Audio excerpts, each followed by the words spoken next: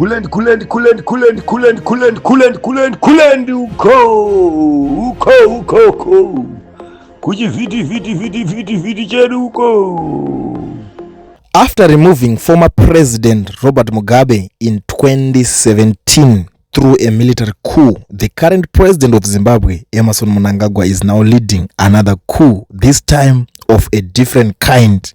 Inonzi chikwe amending the constitution kuti vakwanise kurova another 2 years on top of term yavo. Zvobva pasara pane mutemo wekuti munhu wega anenge akuzoya achitonga term yake inenge yakutangira pa 7 years ende hakuna president anenge achiri kuelectwa nevanhu, anenge akuelectwa zvichibva muparliament chete, ndokunenge kwakungotangira nyaya yacho. Pachamhanywa ende pachapisa ende nyaya yacho iri kushkorwa vanhu vakawanda ende pari kuitwa zvinhu zvakawanda zvinotyisa. Tisatenderera kumberi, gadzigara tangozivisana kuti yamakateerera panguva dzino ndiyo channel yenyu inonzi Kulian TV, apo patinokupai ma-updates nhau nezvinhu zvakasiyana zvinenge zvichiitika munyika yekwedu. Nyaya yakatanga sekutamba sekuseka ichitaurwa naavo vanonzi Professor Jonathan Moyo, vakatozobvawo kuZimbabwe kwacho vachimhanya ende vazivikanwa kuti chakanga chiri chibaba kana takutaura nyaya dzepropaganda.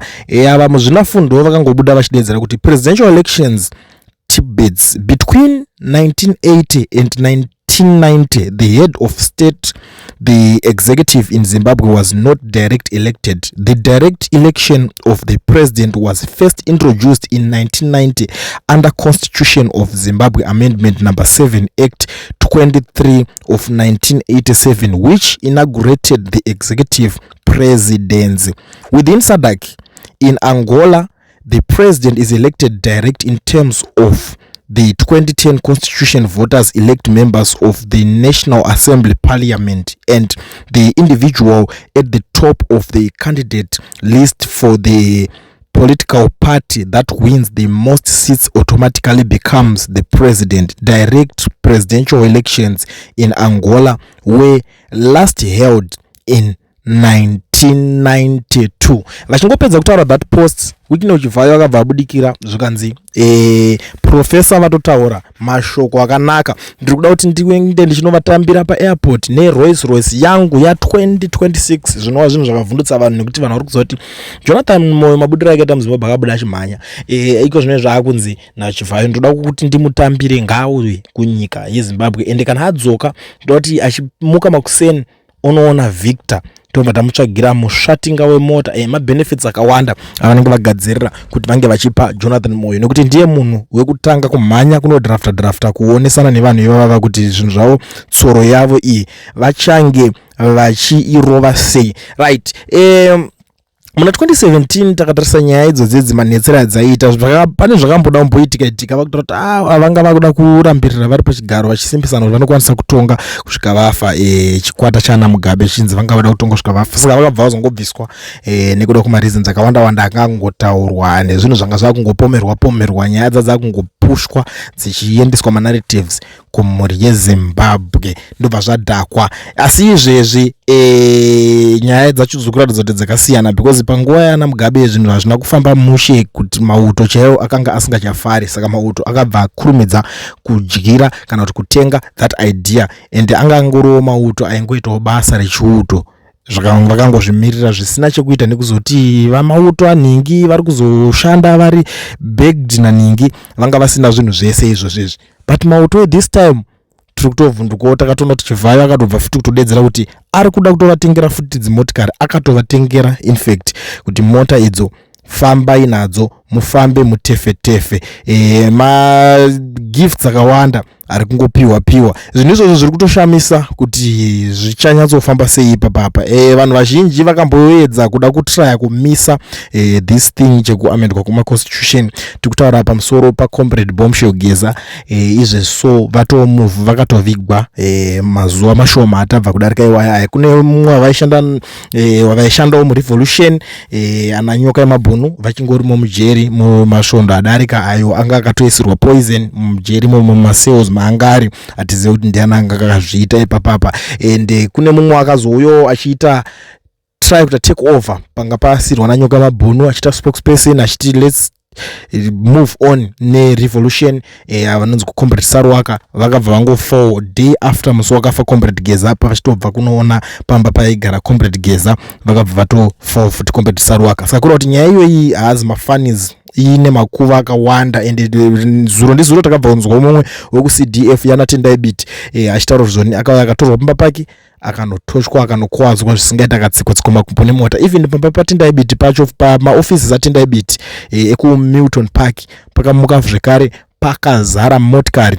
dzemapurisa hatizivi kuti vaidei panyaya dzakawanda dzinenge dzichingotenderera dzinenge dzichiitika pazvinhu zvese izvozvizvi inyaya dziri kutyisa. But takada kutarisa mumashure umo vanhu vakawanda vemuZimbabwe vane maitiro avaita vane kamwe kakuignore kwavaita vanhu vanosanganisira naBlessed Geza nevamwe vazhinji vanga vari kuda kutry kutaura zvinhu izvi vachiti Geza kanoda kuti zvinhu zvibudirire unofanira kushanda naChamisa. But to my surprise iko zvinezvi Nelson Chamisa apindawo muchigame akutaurawo the same issue, the same topic, akutaurawo nyaya imwe chete iyoyo yaingotaurwa nevarume ava pamazuva adarika aya. But izvezvi pane imwe futi yandiri kuona lawyer raChamisa rabuda riri kurambirana nezvekuamendwa kwemaconstitution iwe kuri kuitwawo. Advocate Thabani Mpofu criticizes the proposed Zimbabwe Constitution Amendment Bill number 3, which supporters claim does not violate the presidential two-term limit because it only alters the duration of a term rather than adding a third term.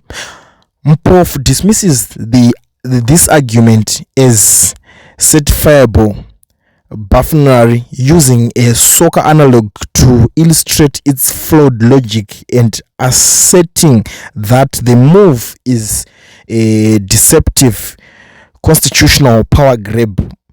Mpofu argues that the soccer game plays for a total of 90 minutes divided into 2 45 minutes halves, and you cannot apply the whole duration of the first half and then decide to change the rules of the game for the second half by extending the time. It has never happened, it will never happen, and it must never happen. It is unacceptable.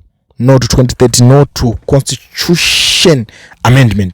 Ndo mashoko ari kubuda ari kutaurwa naAdvocate Thabani Mpofu. Advocate Thabani Mpofu anozikanwa nenyaya dzakanyanya dzekumirira, especially kana makatarisa nyaya paiitika zvematongerwo enyika 2018 ndo gweta rakaenda rakanomirira Advocate Nelson Chamisa pavakabuda vachiti vabirirwa musarudzo pavainge vari kuMDC Alliance. Saka ndo gweta rakaenda kuMataredzi mhosva rikanosangana nana Chief Justice Malaba pakazonetsa nyaya mushure mekunge Zek yange yakandawo chijoka chayo yakataura kuti zvinhu zvatovharana zvakadaro ndo vanozikanwa nenyaya dzemafaukurams. Saka manaba vari kuchallenge kuti iyi nyaya yekunzi zvoni paamendwe constitution nenyaya bill number 3A havasi kufara nazvo. Handisi kuziva kuti vane plan B here kana vane chii chichange chiri kuitika, because Zimbabwe yacho yagara iri kutotyisa izvo. So vanhu vese vari kuuya vachiratidza kunge mathreats panyaya idzodzidzi vari kuzopedzisira varasikirwa neupenyu chaiwo. Ndo pari kutembesa musoro panyaya iyoyi. Ndichadzoka ndichinyatsoonesana nememhuri yeZimbabwe because ndikuziva kuti nyaya iyoyi inyaya yekuti yakamirirwa nemativi mana enyika. But chinhu wani chandangofarira ndechekuti takuonawo vanhu vakawanda vakutanga kusumudza musoro. But to my surprise vanhu vakamboignore, ndamboitaura nyaya iyi, vakamboignore vaGeza vachitaura nyaya yacho isati yatotanga kutopisa kusvika payasvika ipapapa. Yanga yaane makore ichigadzirwa ichisetwa, nhasi zvasvika pakuti zvaakuda kuiswa into reality. Nyaya yacho yakatofirwa nevamwe vanhu. Handizive kuti pane vapenyu varipo apa kune vacharamba vari vapenyu here kana kuti kuchafiwa futi. Ndo nyaya yatisiri kuziva kuti zvichanyazofamba sei papapa. Asi ndichadzoka ticharamba tichingozivisana kuti zvichange zvapapi chii chimwe chichange chazoitika kana kuti chinange chakuzotaurika panyaya idzodzidzi. But ngatisakanganwei Mudhara Geza, may he so rest in peace, akakwanisa kusumuka achirwisana nevanhu ivava achitaura kuti inini handisi kuzvifarira, ende akaluza zvinhu zvakawanda.